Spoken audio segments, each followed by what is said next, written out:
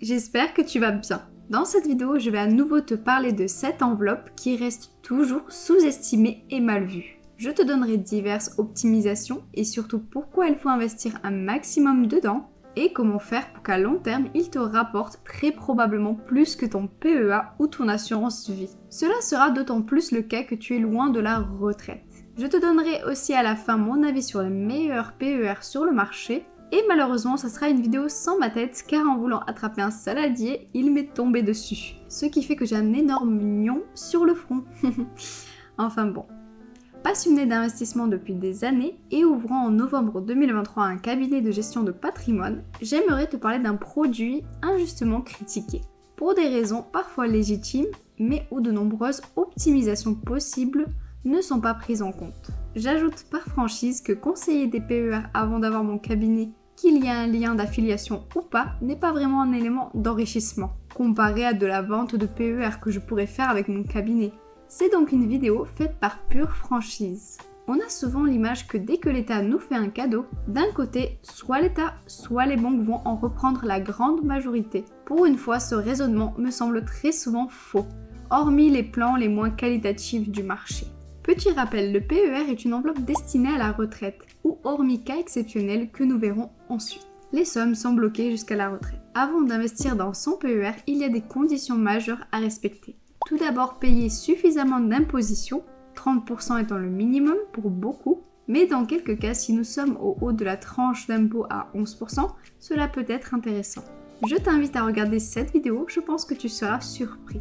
Vous pourrez mettre 10% de vos revenus ou alors 4 114 € par an, si cette somme est supérieure. Pour faire simple, si vous gagnez moins de 45 000 €, vous pouvez mettre 4 114 € par an dans votre PER. A noter que cette somme équivaut à 10% du PAS. C'est un chiffre souvent utilisé, il faut simplement savoir que cette somme augmente régulièrement de quelques pourcents. Par exemple, l'année prochaine, le montant minimum d'investissement dans le PER augmentera de presque 300 €, autour des 4 399 € par an pour tout le monde. Point très important. Le plafond des 3 dernières années peut être utilisé s'il ne l'a pas été, par contre on ne décide pas de l'ordre d'utilisation de ces plafonds. C'est d'abord le plafond de l'année en cours, puis le plus ancien qui est utilisé. Concernant les gérants de société, c'est légèrement plus compliqué, mais pas tant que cela. Il aura droit à 10% sur la totalité de ses revenus, donc comme un particulier, puis via un bonus sur ce qui est au-dessus du PAS total, soit 43 992 €. Il pourra défiscaliser 15% de ce qui dépasse. Prenons un exemple. Tu vas voir, c'est simple. Disons que le PAS est à 40 000 pour faciliter l'explication, et qu'il a gagné 100 000 €. Comme un particulier, il aura droit à 10% de 100 000 €, donc 10 000 €, puis on prend les 100 000, on enlève le PAS, ça fait 60 000 €, et sur ces 60 000 €, il pourra défiscaliser 15%, soit 9 000 €. On additionne les deux montants, soit 19 000 €. Un gérant de société ou un président pourra donc défiscaliser ce montant-ci chaque année. À revenu égal, dès qu'il dépasse largement les 40 000 € par an, il pourra défiscaliser le double d'un particulier. Ce total figure aussi sur l'avis d'imposition pour le gérant, tout en bas de la dernière page. Et justement, on vient de finir la phase des déclarations d'impôts. D'ailleurs, si mes vidéos ont pu t'aider, même un peu, n'hésite pas à me le signaler, ça me fera vraiment chaud au cœur. Et sache que tout en bas de ta déclaration, tu as justement tes plafonds disponibles d'investissement PER pour les dernières années. Les fameux anciens plafonds que tu peux toujours utiliser. Dans les meilleurs PER, dont ceux que je te recommande, nous avons le choix entre des actions, des SCPI, des ETF et des fonds. A noter que certains fonds ont bien plus performé que les ETF sur de très longues périodes et de manière régulière, mais très peu méritent vraiment de l'investissement régulier. Je te remets un lien ici pour voir un fonds qui a rapporté le triple du S&P 500 sur 30 ans, dividende réinvesti, et en échange de cet investissement et du blocage jusqu'à la retraite, on gagne un avantage fiscal chaque année. L'avantage équivaut au montant investi divisé par la TMI de la personne, et ce chaque année. Si tu mets 10 000 € et que tu as une TMI de 30%, tu auras donc un gain annuel de 3 000 € d'impôt. 1 100 € si tu as la tranche de 11%, 4 100 si tu as la tranche de 41%, et pour finir, 4 500 à la tranche de 45%. Et un énorme plus, ce gain fiscal ne rentre pas dans la limite des 10 000 € par foyer pour l'utilisation des niches fiscales classiques. Et si chaque année tu investis l'économie d'impôt dans le PEA par exemple, tu multiplies les intérêts composés et tu pourras t'en servir avant ton PER. Si chaque année ton PER te fait économiser disons 5 000 € d'impôt sur les revenus, les réinvestir est un énorme avantage. Maintenant, la question que j'ai le plus entendue, sortir en rente ou en capital? Et tu vas voir pourquoi il est scandaleux que ton assureur ou courtier recommande la sortie en rente viagère. Tout d'abord, dans les deux cas, tu as le cadeau classique de 10% d'exemption. Depuis la loi Pacte, la sortie en capital a été énormément assouplie. On verra les principaux points pour ne pas que ce soit trop long. Résumé, en sortie en capital, on peut absolument choisir tout. Si on retire, quand on retire et combien on retire.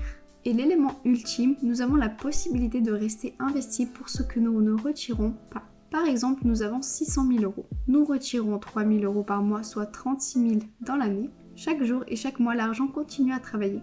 De ce fait, le capital total qui sera distribué sera forcément bien plus conséquent que le capital reçu lors de la conversion en rente. N'oublions pas que la retraite dure entre 20 et 25 ans. Il faut donc avoir un revenu suffisant et compter un minimum sur la retraite de l'État. Par exemple, investir des décennies sur des ETF et supports de qualité au moment de la retraite transférée vers des SCPI quelques mois avant, pour ne pas subir au mauvais moment le délai de jouissance, puis retirer les loyers chaque mois.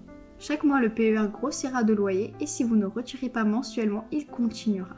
Alors que si vous choisissez la rente, l'intégralité de vos supports sont vendus, subissent l'inflation et ne font que baisser au fur et à mesure que vous les touchez dans votre poche.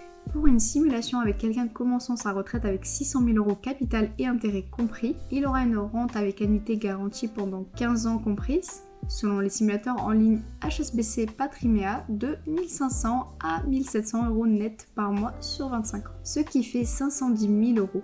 Le reste pourrait être reversé à des héritiers ou conjoints en fonction des clauses.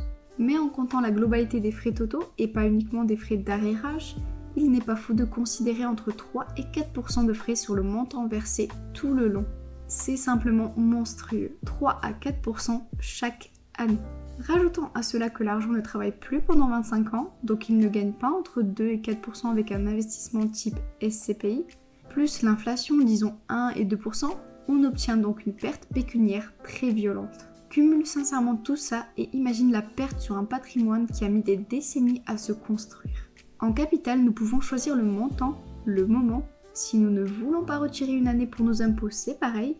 Et surtout, on ne subit pas 3% d'arrérage, voire plus, sans aucune raison. En cas de besoin, cet argent est accessible comme on veut lors de la retraite. Avec la rente, disons que c'est très compliqué, voire impossible d'avoir des avances ou de la réactivité. Concernant les impôts, en sortie en capital, on va dissocier les gains que tu as eus et l'argent que tu as déposé. Pour prendre un cas réaliste qui faisait 600 000 euros en 40 ans, j'ai choisi un investissement de 200 euros à 7,711%. La somme mensuelle est réaliste, je pense même qu'au pic de sa carrière, on peut investir bien davantage par mois. Mais cela fait une moyenne. N'oublions pas l'économie d'impôt annuelle qui n'est pas comptée. Dans ce cas précis, cela revient à avoir investi 96 000 euros et gagné 504 000 euros. En choisissant le capital, tu pourras donc te créer ta rente sans tous les frais inutiles et tu paieras sur ton capital la TMI et sur tes intérêts la flat tax. Pour nous simplifier la vie, disons que tu as 100 000 euros de capital et 500 000 euros d'intérêt. Sur tes 3 000 euros mensuels, tu as donc un sixième qui est ton capital, car il représente un sixième de ton PER. Tu fais simplement 3 000 divisé par 6, ça fait 500 euros. Sur tes 500 euros, si tu as une TMI de 11%, ce qui est probable à la retraite, cela fait 55 euros d'IR pour ta part du capital.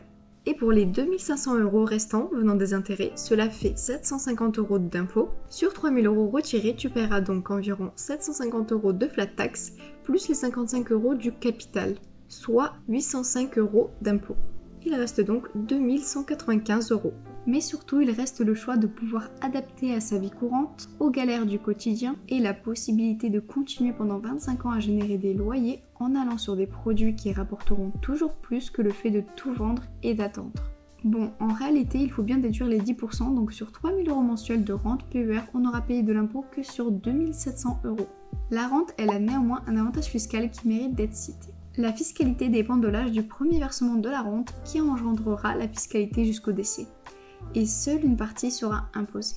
50 ans à l'âge du premier versement égale 50% de la rente imposable. 60 ans, seulement 40% de la rente imposable.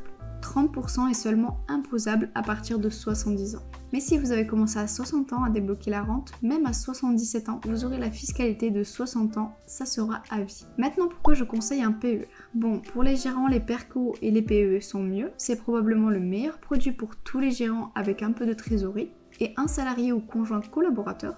Mais pour les PER classiques, il existe des cas de déblocage qui te permettent de ne jamais repayer d'impôts sur tes versements.